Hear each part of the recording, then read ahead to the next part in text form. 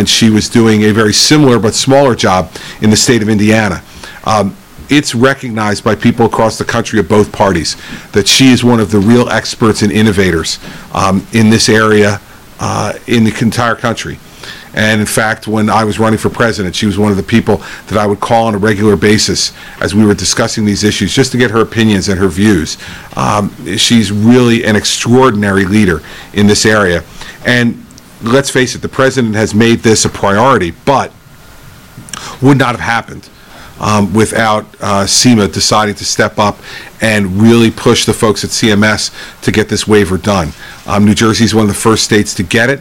I can promise her we will utilize it, and we'll utilize it in a way that's responsible, making sure that organizations that are funded are effective, holding them accountable for the results that they produce for their clients and also for the taxpayers, both at the federal and state level, who are helping to fund this treatment. I think if we do that together in a way that ensures accountability and better results, that people will look back on her decision to grant this waiver as one that saved lives in the state. So I'm honored to introduce her this morning. I will come back and answer some of your questions after her remarks are done, but I can't thank Administrator Verma enough for her partnership with us on this issue and her leadership in the federal government on bringing innovation and new ideas to dealing with the epidemic that we're going through across this country that last year cost us 64,000 American lives. So, Administrator Verma, welcome to New Jersey. Thank you. Thank you. Good morning. And thank you to Governor Christie for hosting today, and appreciate just the tour and everything. So thank you. You know, I think every day we're hearing about the opioid epidemic, people dying, how much money it's costing the system. I'm a mother of 2 kids, and this is a personal issue for me. My daughter's a senior in high school now, but when she was in 8th grade, we attended a funeral for a classmate, and in her class it was her older brother. And I will never forget that funeral. Listening to a 13-year-old girl talk about her brother and how angry she was at her brother for getting involved with drugs, and the pain that she showed in terms of the devastation that she will never see her brother again. And that is something that has always stayed with me. As a mom, there are many things that you're concerned about. You know, there's broken bones and grades and all kinds of things, but this is something that really concerns me as a parent. And I'm very grateful to the President. I think, as Governor Christie said, his leadership on this issue has been amazing. And one of the best things that he did was appointing the governor to be the chairman of the Opioid Commission. And the governor has been just an amazing leader on this. I was telling the story earlier that when I was in Indiana and we were facing an HIV/AIDS an epidemic because of drug use in that in a very small community. And at that time, Governor Pence put together a commission and said, all right, we've got to do something in our state. And that was one of the things that I was tasked with working on. And from that very early point, we were looking, what are the ideas and what do we do? And the one place that we looked to was New Jersey and Governor Christie's leadership. He had so many ideas. He was on the front lines of the issue, talking about it in terms of a disease. And so his leadership for this state and now for the rest of the nation is something that I am very grateful for, so thank you. And because of what he did, the President was convinced to move forward in having HHS declare this a public health emergency, and it was because of that leadership that we were able to move forward at CMS with approving the state's waiver. And that's been a really big deal hopefully for the nation. Now, this is something that previous administration had tried to do, but they made it very difficult for states, having them to go through all kinds of new procedures and new things to go through, and we were able to actually cut that red tape and make it easy. And again, Governor Christie's leadership, he's one of the first states to move forward with this types of authorities. And this is actually going to increase treatment, not only New Jersey, but hopefully the rest of the nation. It's actually going to allow people that are on Medicaid to access new treatment services, and we hope that facilities will actually build more services and increase their beds available for folks on Medicaid. So again, it's a pleasure to be here today. Really appreciate the hospitality from the folks at New Jersey. And again, just can't say enough about the governor's leadership on this issue. And, you know, again, we met with a lot of folks today that are dealing with addiction, and there's just a lot of great role models here. So appreciate everybody's work on the front lines. Thank you. Thank you. All right, got time for a few questions. Got any or no? Yes. I was. You can do either. Go ahead, we'll start with you. Well, I was wondering perhaps if the administrator, I know that there are several other outstanding waivers, I believe for Indiana, Illinois, Kentucky, Michigan, and Arizona. Can you give us any update on what you're planning on doing with these similar waivers in other states? We're hoping to move on them as quickly as possible. A lot of those waivers are attached to other things that the state is seeking, but like I said, in a matter of a week, we were able to approve 2 states, and that's a pretty big deal because if we look at the previous administration, after many years, they only did 4, and we've done 2 in a matter of weeks, and we expect that there's going to be more states. So I think you'll be hearing from us on those issues or on those states very, very soon. Yeah. Governor, on sports gambling, the arguments from Monday in Washington, this is something that you pushed for way back, and I think a lot of people thought it might have been a little pie in the sky. Maybe you were going to try and change federal law. Could you talk about just what gave you the confidence back then to push with this, and also how your thoughts now as it gets to the Supreme Court? Well, I believe we were right. And this is the same way I made decisions as U.S. Attorney. I used to ask the assistant U.S. attorneys who would sit around the table and give me all the different odds on winning or losing, what they thought about the judge or what they thought about the jury. And I would get down to say, do you think he's guilty or don't you? And can you prove it beyond a reasonable doubt? And if that's the case, then we go. And if it's not, we don't. In this instance, I was like, do we believe we're right? Do we believe that states should have the right to determine for themselves what happens regarding gaming inside their own borders? And we believe that it's a states' rights issue. I've always believed it's a states' rights issue. And so I never, I can't say I never had any doubt we're going to win, but I've never had any doubt that the cause we were pursuing was the right one, not only on the issue of sports gaming, but on the broader issue of the rights of the states versus federal government. So, and as far as Monday goes, I'm a lawyer, so I'm cautiously optimistic that we're going to win, and I'm looking forward to being in the court on Monday to listen to the arguments. One quick follow-up, if I could. If the Supreme Court denies New Jersey, this has cost several $1 million, obviously, just with the legal fees of it. Will it still have been worth it to sort of push the needle a little bit, or?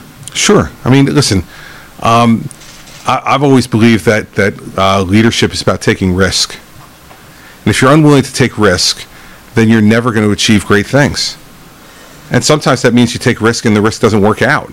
But we take educated risk. And by the way, the lawyer we have arguing for us who believes in our case, I'll give you 2 statistics about him. He's argued before the United States Supreme Court 62 times, and he's won 75% of the time. I like that.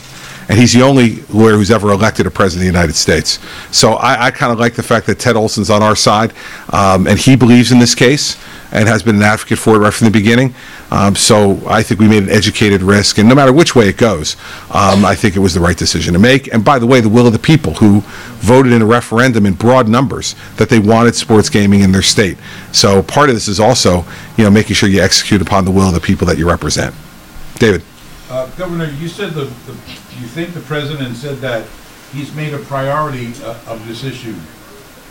I don't know anybody, maybe outside of this room, who would point to the president as a leader on this issue. I mean, they might look at you and see the work that you've done in this area, but I don't know anybody who would say the president has been a great advocate. Well, I think you're wrong. Let's start with this, David. The opioid crisis didn't start on January 20th, 2017.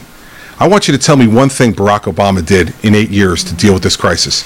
I want you to tell me whether he declared a public health emergency. I want you to tell me whether or not he appointed a commission with no strings attached to come forward with recommendations. I want you to tell me whether Barack Obama instructed his CMS director to grant waivers to allow treatment to be more available. The fact of the matter is the president has already done more in the 10 months that he's been in office than Barack Obama did on this problem in 8 years. And if you don't believe me, read the 2 GAO reports that evaluated the efforts of the Obama administration regarding the drug addiction crisis in this country. And I've read both of them, and they're available online, and you should read them, because what they'll say is that their efforts were a complete failure. So I'm tired of people being critical of the president in this area because he hasn't fixed this problem in 10 months. That's been a problem that's been a decade or more in the making. He's done more in this 10 months than any president has before him, and he deserves great credit for that. Am I saying that he's defeated the problem? Absolutely not. In fact, the problem is going to get worse before it gets better. I believe that. And you know who else believes it? The president, who, when he gave his speech declaring the public emergency, said so. We all know that 2017 will be a worse year than 2016 was, and I suspect that 2018 will be even worse. One other thing the president has done, and he's told me this directly, he has elevated the issue of fentanyl and carfentanil to the presidential level in his conversations with the Chinese. And he has made very clear to President Xi that while we will take responsibility for the demand that we have for fentanyl and carfentanil in this country, that President Xi has to take responsibility for the supply that's flooding this country. President Obama never elevated the issue of fentanyl or carfentanil to the presidential level in direct conversations with the Chinese president. So I think when people really examine the record that the president has put forward already, he deserves great credit. Whether or not people's particular point of view will permit them to give that credit is another issue to discuss. But the facts are there to give this president credit on this issue, and he's got more to do. And I said yesterday at the congressional hearings in Baltimore, they asked why isn't there a czar in the White House? I said the czar is the president. And he's going to hold people like SEMA and Secretary-designate Azar of HHS and Attorney General Sessions and others responsible for implementing this report. So, Matt. Did you say you were going to be at the Supreme Court on Monday? I will. Yes, sir. When was the last time you were were you ever at the Supreme Court? Yes, I was at the Supreme Court as a lawyer in somewhere in the early 90s regarding the tobacco litigation. I think that was the last time I was there for an argument. I've been there for a tour, but the last time I was there for an argument was in the early 1990s. What prompted the trip? I mean, which trip? Well, what's prompting Monday's trip? Is it just that? It's Christie versus the NCAA. It would be nice if the litigant were there. That's why. Yes, sir. Just following up on your last point, so do you support there being a drug czar in the Trump administration? Well, I think that there will be someone who will be in charge of ONDCP. The question yesterday from a member of Congress was, why isn't there an opioid czar, a specific opioid czar, in addition to someone in charge of ONDCP?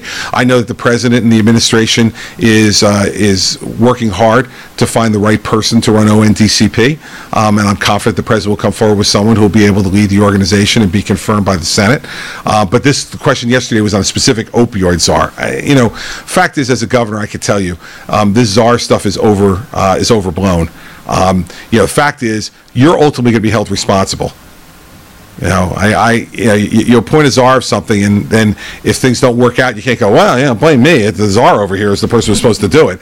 In the end, the buck stops at your desk as governor. The buck stops at his desk as president. And if we don't make progress on this problem, the president will be held responsible, as well he should be. He asked for the job. But I have, given his actions already, I have complete confidence that he will direct the members of his cabinet and sub-cabinet to do what needs to be done to deal with this problem and to implement the recommendations made by his commission. And I don't think there's anything that's happened so far which people can point to say that he is not doing that. He is doing it. Yeah. Governor, one of the barriers to addiction treatment that's come up at your previous roundtables is this issue of the ambulatory detox license, and I believe that was both a federal and a state kind of like communication issue. Do you have any update on that? Yeah, I think we've made real progress on it. I think you're going to see some announcements from our Commissioner of Health within the next 2 weeks on additional ambulatory detox licenses. But I don't want to jump Commissioner Wren, let him make the announcements when he's ready, but my understanding is that'll come in the next week or two. Other questions? Well, let me get him. He hasn't got one yet. Thoughts on Manning being benched? Listen, as a Cowboys fan, I don't think Giants fans necessarily want to hear my thoughts on this. I would just tell you this. I think that the manner in which this was handled and the manner in which Eli Manning is being treated by the Giants organization is disgraceful. And I think Mr. Mara should be ashamed of himself for having signed off on this. We already know that their general manager and their coach are incompetent, and we don't expect anything better from them. But the fans here who pay a lot of money for tickets at MetLife Stadium expect better of the Mara family. And the classlessness with which Eli Manning is being treated by the Mara family is a disgrace, and they should be ashamed of themselves. Of course, that will have less credibility because I'm a Cowboys fan, but nonetheless, I think it's true. David? I was going to say, you're taking a lot of glee in... No glee. Just because they're 2-9, there's no glee. Politico was reporting that the governor-elect is asking all members of the transition to sign non-disclosure agreements. Did you do that? I don't believe so. You know, I called Senator Chiesa this morning, who, ran our transition 8 years ago. His recollection is that we did not have anyone sign NDAs. We're going back and asking, because I knew I'd be asked this. I don't remember asking anybody to do that. I don't think we did. And the biggest reason would be because I didn't think we needed to. Now, if some lawyers below me decided that they did, I'll certainly update you on that later. But the indication I have from Senator Chiesa, who was the executive director of the transition, is that we didn't do that. And I don't think, my view would have been we didn't need to. I only appointed people to the transition who I believed I could trust. I didn't take a Noah's Ark approach to the transition. And so my view was the people I appointed I could trust, and I could trust them to know which things they could talk about and which things they couldn't. And quite frankly, there's some things about the transition you should feel free to discuss publicly. And you should be responding to questions from the press about the transition, in my view. Now, if you're down to like one of two people for a particular cabinet position, and you're vetting the two of them, and they're going through four-way checks with the state police, and you don't necessarily want to put those names out there, that's completely appropriate and acceptable. But there's lots of things that are going on in the transition that should be talked about, and that members of the transition, if they're going to have a meaningful role in putting together an administration, should feel free to respond to questions from the media. So I don't believe we did that, David. If I prove to be wrong, we'll let you know. But in the end, I think that every administration will be judged from the minute they're elected till the minute they leave by their actions. And so all of you can draw whatever conclusions from this that you care to draw. Are you guys going to meet again? As I said, the governor-elect, and I met with the governor-elect and his family on Wednesday, this past Wednesday, the day before Thanksgiving, at the governor's residence, and I gave them a tour of the governor's residence and the grounds at Drumthwacket. So I was with the governor-elect, Tammy, and all four of their children on the day before Thanksgiving. And so we spent probably an hour and a half together, giving a tour of the home and answering their questions on certain things about the operation of the residence, the interaction with the executive protection unit, and a whole bunch of other issues. And so we spent about an hour and a half together on Wednesday. And as I said to the governor-elect 2 days after the election, I'm available to him whenever he wants. And so if we're going to have another meeting, it'll be his ask. It's not for me. I'm on the receiving end of this thing. But what we're doing is my Chief of Staff, Amy Craddock, is having regular conversations with both Chief of Staff Designate Camerano and with Jose, the Executive Director of the Transition. So they're having regular conversations and meetings, as is Jim DiGiulio with Matt Platkin, who is the counsel to the governor designate. So we're having a lot of interaction. And as they begin to nominate cabinet officers, our current cabinet members will invite them to the building, show them around, and meet with them and answer any questions they have, in addition to the pretty extensive memos they've already prepared for the transition on each cabinet department. And lastly, I'd say, I want to make sure that this transition is the complete opposite of the transition 8 years ago. The transition 8 years ago was non-existent in terms of my interaction with the previous administration because they wouldn't interact with us. That is not the case here, and I've told the governor-elect we will make ourselves available in every way possible.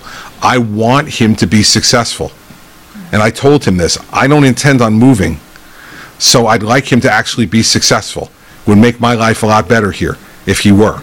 And I'm going to do everything I can, now that the people have made the choice they've made, to try to help him in any way I can to be as ready as he can be on January 16th.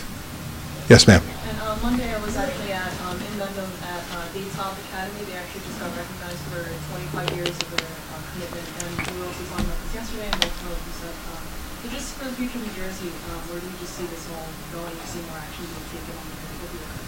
Well, I just think that we have some pretty exciting things going on here. We've committed more money, state money, not counting the federal money that we're able to share as well, but we've committed more state money than any state in the country on this issue. And so we feel very committed to it. I look at places like Integrity House, places like Daytop that you just mentioned, that provide extraordinary service and give folks a real opportunity to recover from this disease and to have a recovery that they can sustain, which is incredibly important. And so I'm going to continue to be active in this after I leave office, and intend to continue to work on the issue, both at the state level here and at the national level as well. Governor, the lame duck interest arbitration cap seems like the Dems don't want to commit. You think it has any? It's up to the governor-elect. I mean, listen, I think the Senate President and the Speaker designate have made this really clear. Both of them, by the way, voted for the ARB cap twice, the Senate President and the Speaker designate. So there's no doubt in my mind that the Senate President and the Speaker designate want the ARB cap to be extended. But they've made it very clear that they're not going to do that unless the governor-elect indicates that it's something that he is supportive of. Now, I don't know what he's waiting for to tell us. The evidence is in on how effective it's been in controlling property taxes in this state to a much lower rate of increase than it's been in the last 20 years. So I put it very simply. If an effective arbitration cap extension lands on my desk between now and January 16th, I will sign it. And if it doesn't, it won't be for lack of encouragement or public support from this governor. Anything else?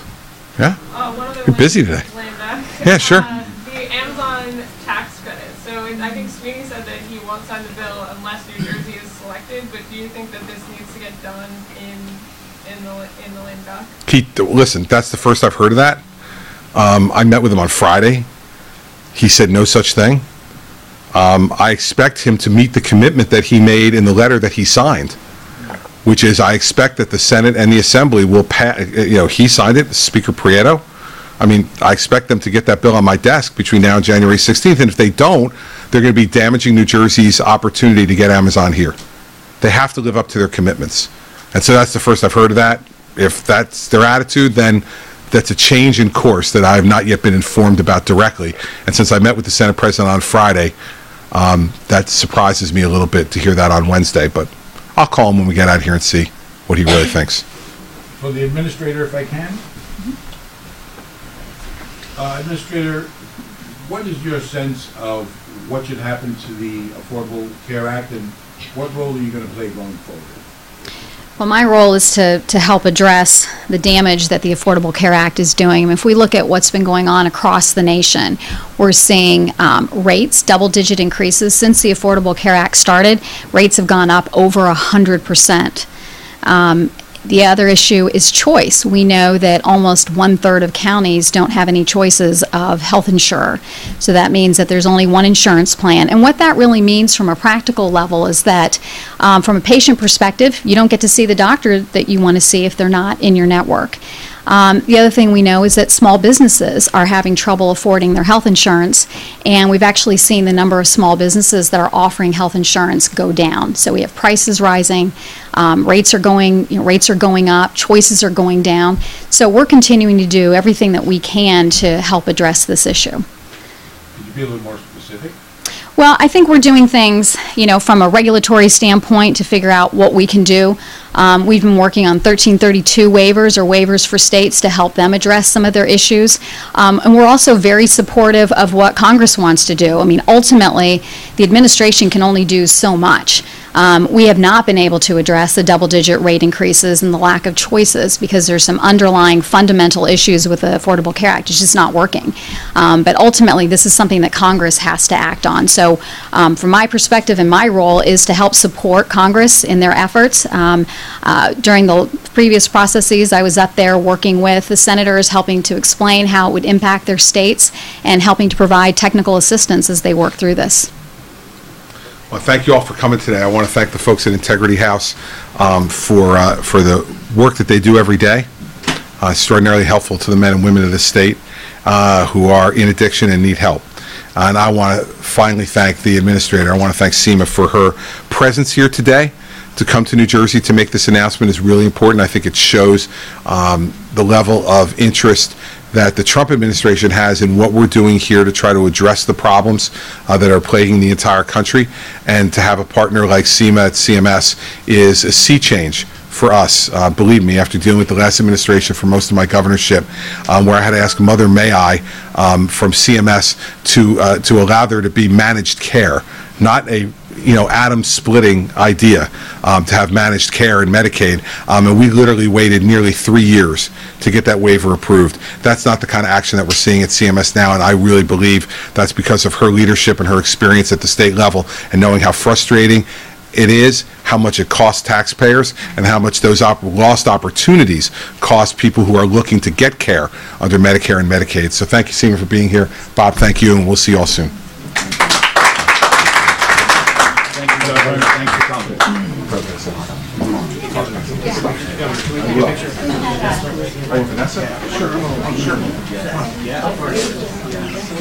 Yeah, right.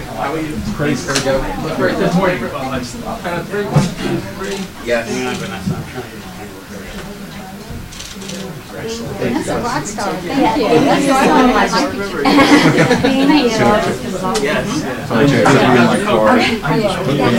Contact list, and thank you. If there's anything that I can do to help, it's such a great part of this. Thank you. And thank you for all that you've done.